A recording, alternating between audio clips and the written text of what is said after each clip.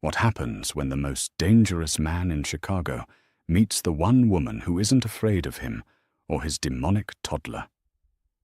She wasn't a supermodel. She was a broke, overweight maid who just needed rent money.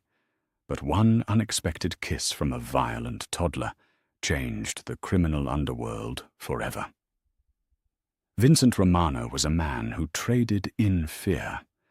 As the undisputed head of the Chicago syndicate, he controlled shipping ports, politicians, and union bosses from the Gold Coast down to the gritty South Side.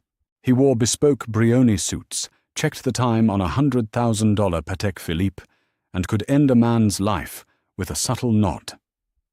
Yet the most powerful man in Illinois was currently being held hostage by a 2-year-old, his son, Leo. Since the car bombing that took Leo's mother a year ago, a hit meant for Vincent, the boy had transformed from a happy infant into a miniature terror. The grief and chaos of the Romano household had manifested in Leo as pure, unadulterated rage. He didn't just cry, he destroyed. In the past 6 weeks alone, Leo had terrorized 5 highly qualified elite nannies. He threw heavy wooden blocks, shattered antique vases, and just yesterday he had bitten Nanny Greta so hard on the forearm that she required a trip to Northwestern Memorial Hospital for stitches. Greta had run out of the Highland Park mansion in tears, threatening a lawsuit, despite the hefty stack of $100 bills Vincent's enforcer Sal had shoved into her purse. Vincent sat behind his massive mahogany desk, rubbing his temples. The house was dead silent, save for the distant muffled screams of his son down the east wing. He needed someone tough, someone who wouldn't break. Miles away in a cramped, mold-infested apartment in Pilsen, Ruby Jenkins was just trying to breathe. She sat on the edge of her sagging mattress, clutching a past-due eviction notice in her plump, trembling hands. Ruby was 24, standing 5'4", and weighing 250 pounds. Society had never been kind to her. She was used to the sideways glances on the CTA bus, the cruel whispers in the grocery store aisles, and the constant crushing weight of feeling invisible unless she was being judged. But right now, her weight was the least of her worries. Her father had passed away from lung cancer 6 months ago, leaving behind a mountain of medical debt. Desperate to keep him in a decent hospice, Ruby had taken a loan from a neighborhood shark named Mickey Sullivan. Now Mickey wanted his money. With interest, she was working 3 jobs, cleaning a diner at dawn, stocking shelves at a pharmacy in the afternoon, and doing laundry for a cheap motel at night. But it wasn't enough. She needed a miracle. Her phone buzzed. It was Mrs. Hastings from the elite domestic placement agency. Ruby had been begging her for a high-paying residential job for weeks. "Ruby," Mrs. Hastings's voice crackled, sounding strained. "I have a placement. It's unconventional. It's an emergency hire for a very wealthy, very private client in Highland Park. The pay is 4 times the standard rate, paid in cash weekly." Ruby's heart hammered against her ribs. 4 times the rate that would pay off Mickey in 2 months. "I'll take it. Whatever it is, I'll take it." "Listen to me carefully, dear," Mrs. Hastings warned. "The client is demanding. The child is difficult, and the environment is intense. The last girl left in an ambulance. Are you sure?" "I've survived cleaning the fryers at Pete's Diner at 3 a.m., Ruby said, forcing a nervous laugh. "I can handle a rich kid." 2 hours later, Ruby stepped off the metro train and walked the half-mile to the address provided. She was sweating profusely in her best, albeit faded, navy blue thrift store dress. The fabric clung tightly to her broad hips and thick thighs, and her worn-out flats offered 0 support. When she finally arrived at the wrought-iron gates, she gasped. It wasn't just a house, it was a fortress. 10-foot stone walls surrounded the property, topped with discreet security cameras, Two massive men in dark suits, bulging with obvious concealed weapons, stood by the guardhouse. "Name," the larger one, grunted his cold eyes, scanning her soft, heavy frame with blatant skepticism. "Ah, Ruby Jenkins. The agency sent me." The guard murmured into a radio strapped to his shoulder. After a tense pause, the heavy iron gates swung open with a mechanical hum. "Go straight to the main doors. Don't wander the grounds." Ruby nodded, clutching her worn faux leather purse to her chest. As she walked up the sweeping driveway, flanked by perfectly manicured hedges and a fountain, she felt entirely out of place. She was a fat, broke girl from the slums walking into a palace. She expected a butler to greet her. Instead, the heavy oak doors were pulled open by another man in a suit, this one with a jagged scar running down his jawline. "In here," he commanded, leading her down a hallway lined with priceless oil paintings. He opened a door to a sprawling library and gestured for her to step inside. "The boss will be right with you." Ruby stood in the center of the room, too terrified to sit on the pristine white leather sofas. She wiped her sweaty palms on her dress, trying to slow her breathing. The door clicked open behind her. Vincent Romano walked into the library, bringing the temperature of the room down by 10 degrees. He was devastatingly handsome, with jet-black hair slightly silvering at the temples, sharp cheekbones and dark assessing eyes that missed absolutely nothing. He stopped a few feet away, folding his arms across his broad chest. His gaze swept over Ruby. He took in her flushed, round face, the tight fit of her cheap dress, the way she shifted uncomfortably from one worn shoe to the other. Vincent was a man who dealt in efficiency and peak performance. The woman standing before him looked like she would be out of breath climbing a single flight of stairs. "You're the replacement." Vincent's voice was a low, gravelly baritone that sent a shiver down Ruby's spine. It wasn't a question. It was a judgment. "Yes, sir. Ruby Jenkins," she said, trying to keep her voice steady. Vincent sighed, pinching the bridge of his nose. "Mrs. Hastings is wasting my time. I asked for someone resilient, someone fast. My son is 2 years old, but he has the energy of a wild animal and the temper of a cornered dog. He requires constant chasing, physical restraint at times, and hypervigilance. Miss Jenkins, with all due respect to your situation, you do not look physically capable of keeping up with him." The word stung, hitting Ruby in her deepest insecurity, but she was too desperate to cry. She needed this money. Mickey's thugs had followed her home last night. If she didn't get this job, she was dead anyway. Ruby squared her heavy shoulders, lifting her chin. "Mr. Romano, I may not be built like a track star, but I am strong. I've worked on my feet my entire life.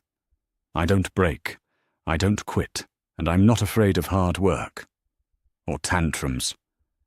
Vincent raised a dark eyebrow, mildly amused by her sudden burst of defiance. Usually people stuttered and shrank in his presence. Before he could dismiss her, a blood-curdling scream echoed down the marble hallway. The heavy library doors burst open.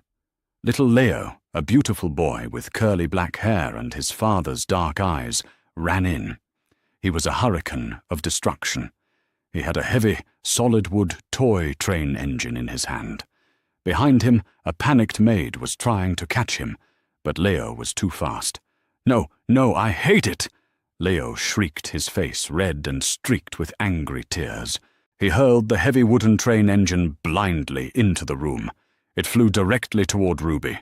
Vincent lunged forward, yelling a warning, but it was too late. The heavy wood struck Ruby hard on the collarbone. It was a vicious hit, enough to make a grown man curse. A sharp gasp escaped her lips, and she stumbled back a half-step, clutching her chest. Vincent prepared for the inevitable. The tears, the screaming, the immediate resignation. The last nanny had called the police over a tossed sippy cup. But Ruby didn't scream. She didn't cry. She took a deep breath, wincing slightly, as the pain bloomed across her collarbone, and then she did something no one in that house had done in a year. She dropped to her knees. It was a heavy, ungraceful movement, but it put her exactly at eye level with the furious toddler. Leo stopped dead in his tracks, panting, his little fists clenched. He stared at the large woman, kneeling on his father's expensive Persian rug. He was waiting for her to yell. He was waiting for her to grab him, to drag him away, to look at him, with the same fear and frustration everyone else did. "Well," Ruby said softly, her voice remarkably calm and coated in a warm, honeyed southern drawl she'd inherited from her grandmother. "That was a mighty big throw for such a little guy. Are you trying out for the Cubs, or are you just having a really bad day?" Leo blinked, confused by the gentle tone. He stomped his foot. "Go way bad." "I know," Ruby murmured, ignoring the throbbing pain in her chest. She didn't move toward him. She just opened her thick, soft arms slightly. "I know it feels bad inside right now. It feels like a big hot storm in your tummy, doesn't it? Makes you want to break things." Vincent watched, paralyzed. His men stood at the door hands, hovering near their holsters, equally stunned. The room was perfectly still. Leo's lower lip began to tremble. The pure rage in his eyes flickered, replaced by a profound, overwhelming sadness. For a year he had been surrounded by hard, dangerous men in suits and thin, nervous nannies who treated him like a ticking time bomb. He was surrounded by cold, marble, sharp edges and fear. But looking at Ruby, he saw something else. He saw softness. He saw warmth. Slowly, tentatively, the boy took a step forward. Then another. Ruby stayed perfectly still, maintaining a gentle, reassuring smile, even as her heart pounded. When Leo was within arm's reach, the boy didn't hit her. Instead, he collapsed forward. Ruby instinctively caught him, wrapping her plush, heavy arms around his small frame. She pulled him into her chest, burying his face in the soft expanse of her bosom. She rocked back on her heels, humming a low, soothing melody, her large hand gently stroking his dark curls. To the absolute shock of everyone in the room, the ferocious toddler didn't fight her. He melted. The tension drained from his small body, and he began to sob. Not the screaming cries of anger, but the heartbreaking whimpers of a child who just missed his mother. Ruby held him tight, absorbing his grief, a soft mountain of comfort, in a house of stone. After a few minutes, the crying subsided into quiet hiccups. Leo pulled his head back, looking up at Ruby's round face. Her cheeks were pink, and she had a kind, crinkling smile. Without a word, the boy who had bitten his last caretaker to the bone leaned forward, pressed his little hands against Ruby's plump cheeks, and planted a sloppy wet kiss right on her nose.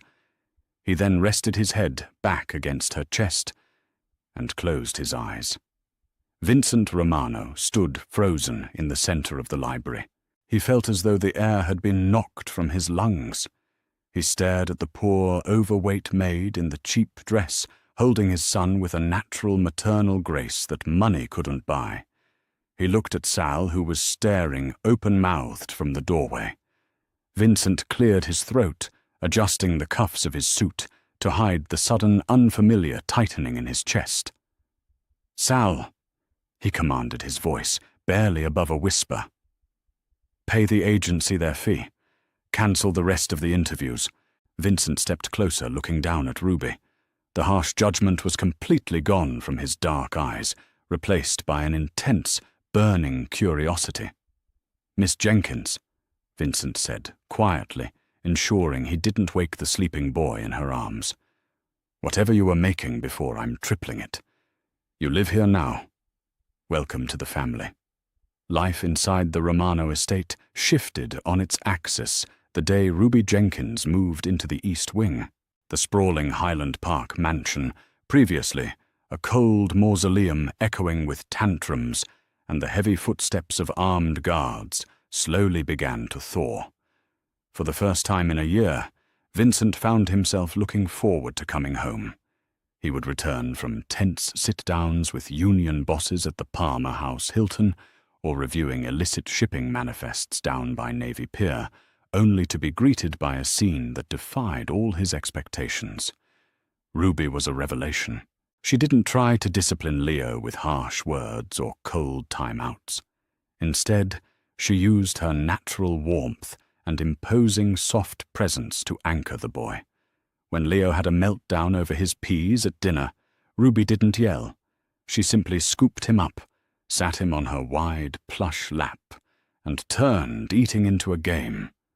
Her thick, dimpled fingers making airplane noises until the toddler was giggling uncontrollably. Vincent, nursing a glass of Macallan 25 in the shadows of the dining room archway, watched them intently. He noticed the way Ruby's cheap, ill-fitting clothes had been replaced by beautiful custom-tailored linen dresses that Sal had procured at his strict command. The new clothes hugged her generous curves, her heavy breasts, her wide hips, the soft roll of her stomach, in a way that made Vincent's mouth go inexplicably dry. In his world, women were usually stick-thin socialites, or surgically enhanced models clinging to the arms of cartel leaders. They were sharp, calculated, and entirely predictable. Ruby was different. She was real. She was a sanctuary. One evening, after Leo had been tucked into bed, Vincent found Ruby in the massive industrial kitchen. She was standing at the marble island, humming softly to herself as she kneaded dough. She wore a simple white apron over a floral dress, her thick arms dusted with flour. "Mrs. Hastings never mentioned you were a baker," Vincent said, stepping into the light. Ruby jumped, nearly knocking over a bowl of sugar. She clutched her chest, her round cheeks flushing a deep, embarrassed crimson. "Oh, Mr. Romano, you startled me. I couldn't sleep. The bed in my room is softer than anything I've ever laid on. It feels like a cloud, but my back is used to a mattress with broken springs. Baking helps me settle my nerves." Vincent walked closer, the scent of vanilla and yeast wrapping around him. "What are you making?" "Just some cinnamon rolls for Leo's breakfast, and maybe a few for Sal and the boys at the front gate. Those men look like they haven't had a home-cooked meal since the Daily administration." A rare, genuine smile tugged at the corner of Vincent's mouth. "You're feeding my enforcer's pastries. A fed guard is an attentive guard, sir," Ruby replied, wiping her floury hands on her apron. She looked down, suddenly hyper-aware of her size, next to his towering, athletic frame. "I hope I'm not overstepping. I know I take up a lot of space here, and I don't want to be a bother." Vincent closed the distance between them. He reached out his large, scarred hand, gently tilting her chin up, so her warm brown eyes met his dark, intense gaze. "You don't take up too much space, Ruby. For the first time, this house actually feels full. Don't ever apologize for who you are." His thumb brushed a smudge of flour from her plump cheek. The touch sent a jolt of electricity straight to Ruby's core. She had spent her entire life feeling utterly undesirable, conditioned by cruel society to believe her heavy body made her unworthy of romance, let alone the attention of a devastatingly handsome billionaire. Yet the way Vincent looked at her like a starving man looking at a feast made her head spin. But outside the high stone walls of the estate, Ruby's past was catching up to her. Mickey Sullivan, the loan shark from her old Pilsen neighborhood, was not a man who simply forgot a debt. Mickey was a bottom feeder in the Chicago underworld, running a small-time racketeering crew that occasionally crossed paths with the massive O'Malley syndicate. When Ruby missed her monthly interest payment, because she had been strictly forbidden, by Vincent's security protocol to leave the estate for her own safety, Mickey started digging. It didn't take long for his street soldiers to track her movements, from the CTA bus lines to the private agency, and eventually to the gates of the Romano estate. Ruby's illusion of safety shattered on a rainy Tuesday afternoon. Vincent had insisted she take a few hours off to visit her father's grave at the Rose Hill Cemetery. Sal had driven her in one of the armoured escalades, but gave her privacy to walk among the headstones. As Ruby knelt by her father's modest marker, a cold, bony hand clamped down on her thick shoulder. "Well, well, look at you all dressed up in designer threads," a raspy voice hissed. Ruby gasped and twisted around. Mickey Sullivan stood there, flanked by two hulking thugs holding umbrellas. Mickey had a rat-like face and a gold tooth that flashed in the gloomy light. "Mickey." Ruby breathed, her heart hammering against her ribs. "I have your money. I swear. I can pay off the whole loan right now." She reached for her purse where she had stashed her first week's cash payment. Mickey snatched her wrist, his grip bruising. "Keep your chump change, pork chop. I know who you're working for. Vincent Romano, the untouchable king of the city." "I'm just a nanny," Ruby stammered, terrified. "I clean up toys and bake." "And you have access," Mickey countered, leaning in, close his breath, smelling of stale smoke and cheap beer. "The O'Malley boys have been trying to get the layout of Romano's security grid for a year. The gate codes the guard, shifts the camera blind spots. You're going to get them for me." "No," Ruby said, her maternal instincts violently rejecting the idea. "I won't put Leo in danger. I won't do it." Mickey's eyes narrowed into dangerous slits. He pulled a heavy, snub-nosed revolver from his jacket pocket and tapped the cold steel against Ruby's soft, trembling cheek. "Listen to me, you fat cow. You think Romano gives a damn about you? You're a temporary joke to him. If you don't bring me those security schedules by Friday night at the old meat-packing plant on Halstead, I'm not just going to kill you.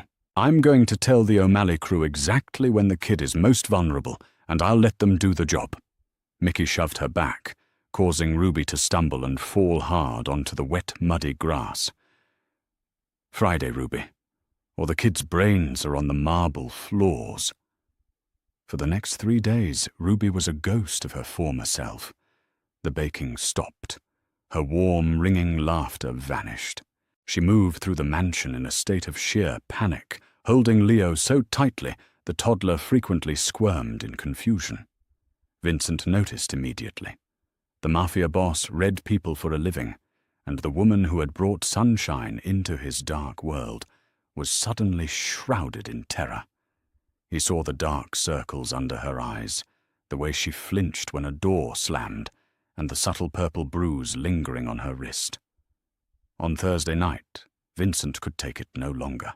He found Ruby sitting in the dark in the nursery, watching Leo sleep in his crib. She was crying silently, fat tears rolling down her round cheeks. "Who did it?" Vincent asked. His voice wasn't loud, but it carried the lethal absolute authority of a man who commanded an army. Ruby jumped, wiping her eyes frantically. "Mr. Romano." "It's nothing, just missing my dad." Vincent stepped into the room, locking the door behind him. He walked over to her, knelt in front of her chair, and gently took her bruised wrist in his hands. He traced the dark marks left by Mickey's fingers. "This isn't grief, Ruby. This is a threat. You are under my roof. You are under my protection. Tell me who touched you." The dam broke. Ruby couldn't lie to him. Shaking with sobs, she confessed everything. She told him about her father's medical bills, Mickey Sullivan, the loan, the ambush at the cemetery, and the demand for the security codes. "I was going to leave," she cried, burying her face in her thick hands. "I was going to pack my bags tonight and run away so they couldn't use me to hurt Leo. I would never betray you, Vincent. I would die before I let them touch a hair on his head." Vincent didn't explode. He didn't yell. An unnatural, terrifying calm washed over his handsome features. It was the face he wore right before he dismantled an empire. He reached up and pulled Ruby's hands away from her face. He cupped her soft, tear-stained cheeks. "You aren't going anywhere," he whispered fiercely. "You think you're a danger to us, Ruby? You are the only thing keeping us together. And nobody, absolutely nobody, threatens my family." He stood up, his eyes burning with a cold black fire. "Get some sleep, Mia Cara. Mickey Sullivan just made the final mistake of his miserable life." Friday night arrived with a torrential downpour washing the gritty streets of Chicago in a sheet of grey. Inside the abandoned, rusting meatpacking plant on Halsted Street, Mickey Sullivan paced nervously. He checked his cheap gold watch. It was midnight. "Where is this broad?" he muttered to his two heavily armed goons. "If she tipped him off—" Suddenly the heavy metal doors at the far end of the warehouse blew completely off their hinges with a deafening crash, slamming into the concrete floor. Mickey's men raised their weapons, but it was useless. Floodlights from 4 armored SUVs blinded them instantly. A dozen men in tactical gear armed with suppressed automatic rifles swarmed the room, disarming Mickey's thugs in less than 10 seconds, forcing them to their knees. Out of the blinding light, a single figure walked forward. The rain pounded against the tin roof, matching the heavy, deliberate sound of Vincent Romano's leather shoes on the concrete. He wore a perfectly tailored black suit, completely unfazed by the dampness in the air. Mickey dropped his revolver, his knees knocking together. "Romano? Mr. Romano, this is a misunderstanding." Vincent stopped a few feet away, pulling a pair of black leather gloves from his pocket and slowly pulling them onto his hands. "You put your hands on my sons, Nanny." Vincent stated his voice, a low, terrifying rumble that echoed in the cavernous space. "You threatened a woman who is under my personal protection. You called her out of her name, and you threatened my child." "I didn't mean it. I was just trying to collect a debt." Mickey shrieked, backing away until his spine hit a rusted meat-hook pillar. "The debt is paid," Vincent said, pulling a sleek, silver-suppressed pistol from his shoulder holster. "And so is your life." Before Mickey could scream, 2 muffled shots echoed through the warehouse. Vincent turned away before the body even hit the floor, slipping his gun back into its holster. He looked at Sal, who was standing by the SUVs.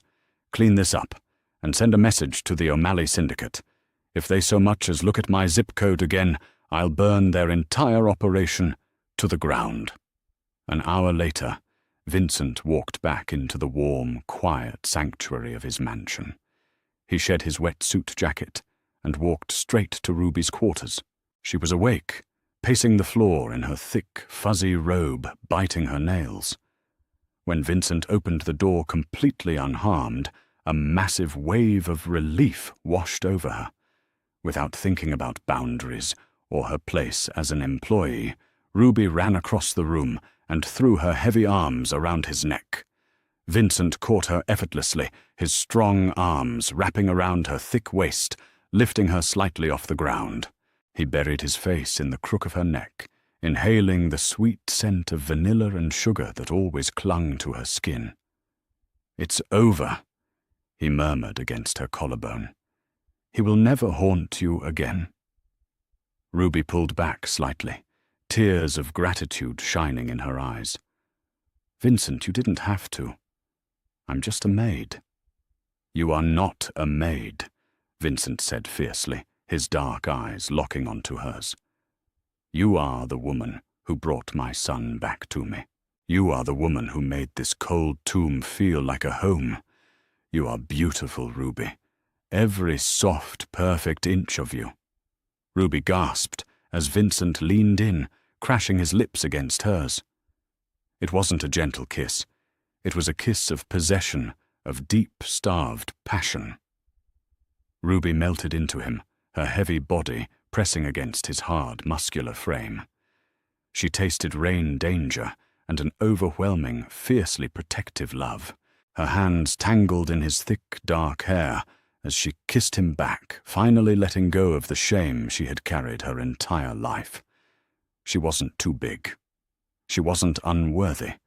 In the arms of the most dangerous man in Chicago, she was exactly right. In the weeks that followed, the Romano syndicate noticed a change in their boss. He was still ruthless, still untouchable, but the icy demeanor had cracked.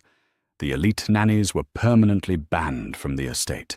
Instead, the halls were filled with the sound of a toddler's laughter, the smell of fresh-baked cinnamon rolls, and the deep, rumbling chuckle of Vincent Romano as he held the woman he loved, the beautiful, fiercely protective, curvy queen of his empire.